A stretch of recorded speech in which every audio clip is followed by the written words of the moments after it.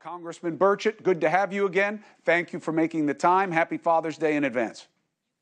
Thank you, brother, and thank you for remembering your daddy. I remember my daddy very fondly. I set these 3 rifles behind me were some that he took off of folks that he dropped in combat in the Pacific. So I feel my father, like yours, was a bigger than life person who made some incredible sacrifices. He and Mama both. Mama lost a brother fighting the Nazis, and she flew an airplane during the Second World War, and my daddy was off in the Pacific. So I have some incredible memories of my daddy, and I want to say I appreciate you for remembering your father. I heard that speech live on TV. I was a young politico, not in the same party, of course, but I was very much impressed. My family was, as a Republican, I've been endorsed by a lot of labor groups that ticks off a lot of Democrats, but working people are friends of mine. So I appreciate you, and I appreciate your daddy. Used to be a bunch of the values were universal, right? Family, taking care of your family, family being left alone unless someone's being hurt or they're hurting somebody else. Now everything's about division. So I respect your family's legacy of service as well as you continuing it. And we both know, boy doesn't become a man until he loses his daddy and has to figure out how to live it without him. Hard lesson, but true. Toughest day of my life, brother. I know it was tough for you too, but go ahead. Let's go ahead with the questions. All right, brother. So here we are, UFO time. First, are they going to happen? And is it going to be the real deal and not just government officials being given a pass by saying, oh, it's classified, it's too sensitive, can't talk to you about it? Yeah, I'm going to bring in, I hope to bring in the gentleman you discussed earlier, as well as some other folks. I'd like to have a pilot, a Navy pilot. I don't want to bring anybody from the Pentagon. They've been responsible for covering this thing up for decades. I don't trust them. They lose over it. Since I've been in Congress 5 years, the last 5 years, they've failed every audit, yet nobody in Congress has the guts to ask them to correct their problem. You're looking right there at the Tic Tac videos that have been out for so long. And that hopefully one of the pilots that was involved with one of those following those UFOs at that time will be in attendance as well. What about the scientists? Intel matters, but, there's spin involved with that. There's interpretation about how to message it and what it matters. And that starts to take us away from what we need here, which is somebody who's looking with a discerning eye to say, here's why we think this is what it is. And here's why, if it's the case, we don't know. I mean, that would go so far to help the American people see this as more as just a point of fascination. Here's what's known. Here's what's not. That's what scientists are supposed to do. We employ a ton of them. Are you getting any of them? I hope so. I don't want to have a big cattle call. I don't want to have 15 people and we get off track pretty quick. Of course, I have to clear everybody with I'm not officially a chairman. But Chairman Comer has given me a lot of responsibility, as well as Speaker McCarthy has said this is basically my baby.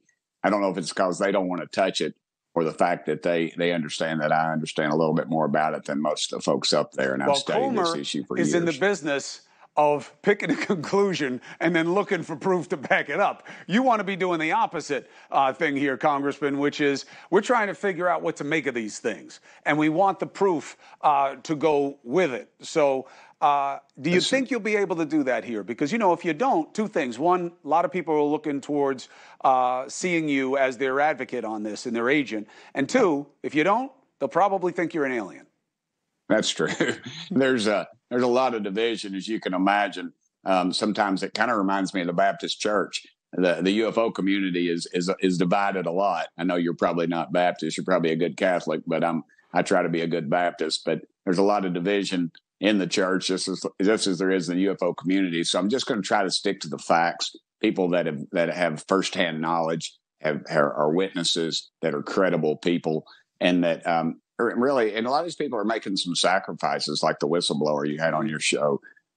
He's making an incredible sacrifice. He's obviously under attack right now. There he is right there on the screen. And, as I've stated many times, he's a patriotic American. He served his country. He's decorated. And maybe that doesn't account for much in Washington, D.C., but dadgummit in East Tennessee, those people are the ones we hold close to our hearts. I hear you. When they go out, they rarely have to pay for a beer. Two obvious things. One is my faith is a choice to deal with my flaws. Nothing good about me. I wouldn't have to have religion if I were good inherently. I need it to try to get me anywhere away from the hot zone. Second is, this is about the right to know. And that's really what it is. I'm open, of course. I'm open. What bothers me and has always bothered me about this is people who work for me telling me, you don't get to know, and we're not even going to tell you why you don't get to know it. It doesn't just spur a lot of conspiracies. It's just anathema to the transparency of a democracy. That's what I'm hoping you can break through. I don't care what the answers are. I just think we deserve them. Well, when I get off the air, I'll look up anathema on Google. But it's the opposite. You know what I'm talking about. Don't play that. I know, but I know what you're getting at. And, it's an arrogance that you see in government. I think that's why folks like your pop and my dad were successful in politics, because they surrounded themselves with good people and they weren't arrogant and they listened to people. They won't even release the Kennedy files, brother. I mean, there's nobody it was remotely involved with that assassination that's alive now, right. Yet they won't release it. There's an arrogance, and I believe a corruption. If you start looking at, I don't want to get too deep into it, but the reverse engineering, there's Congress people making 70, 80% return on their investments on both sides of the aisle. There's an inherent corruption in Washington, D.C., and our elected offices in Washington that seem to just follow everywhere.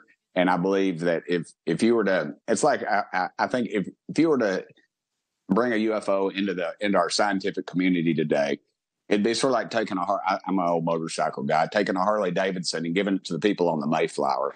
It'd be a bright, shiny object. They wouldn't be able to figure out how to change the spark plugs. They don't know enough about gasoline. They might get it started eventually, but they'd probably lay it over in the parking lot at the Walmart or something. So I just think the technology is there. I think something's been recovered. I think it's been passed on to some industry giants.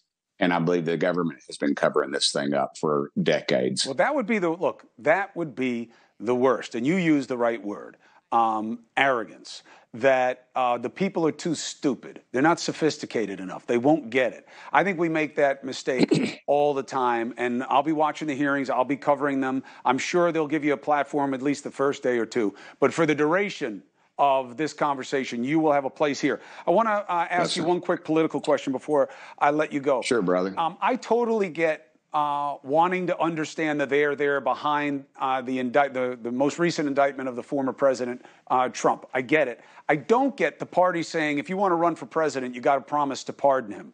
Why would the party of law and order want people to take a position before they even know what the case is? I don't know. That's probably why there's not a lot of Tim Burchetts in Congress, brother. I don't get that line of work at all. I don't get along with our party leadership. Oddly enough, I'm the 435th most powerful member of Congress, and I've never met our party chairman. I've never met her once. So I question a lot of their strategy or strategery, as the case may be. And I don't get along with them, brother. I'm kind of on the outside looking in. I'm a hardcore conservative. I'm just not angry about it. And maybe I just don't fit in with that crowd. I'm really not the highbrow country club crowd that Washington, D.C. seems to pull people into. And I just, the other night after we beat the Democrats soundly in baseball, they had a party. And, I went back to my office to go to bed. I said, what are they going to have at the party? They're going to have whiskey there and probably some young ladies. And I'm a happily married man and I don't drink. So me and my buddy Gary Palmer, we just headed on back to the Capitol after the game because there's nothing. So, I go to Washington to work. I don't go to party. And so, we'll see what happens. Well, look, you know where your true north is. And you do the job that they put you there to do. And my job is to give you a platform to talk about it and test what you come up with and why. And you'll always get that here. Congressman Tim Burchett, best to the memory of your father and to you and your family as well. I'll be looking forward to the hearings, not because we got to play this like it's Close Encounters of the Third Kind. I just want government to be held to account for the people. Just tell us what it is, whether it's disappointing or not. Just give people what they pay for, which is transparency. Some transparency, brother. That's exactly right. If I ever come to New York, I've never been there, but I would love to come there and you could take me around. That would be really cool. Done. done and done. I'll bring you immediately out of the city, out east with me, and we'll go fish, because otherwise you'll die of culture shock. Yes, sir, I will. Take care, Congressman. Have a good weekend.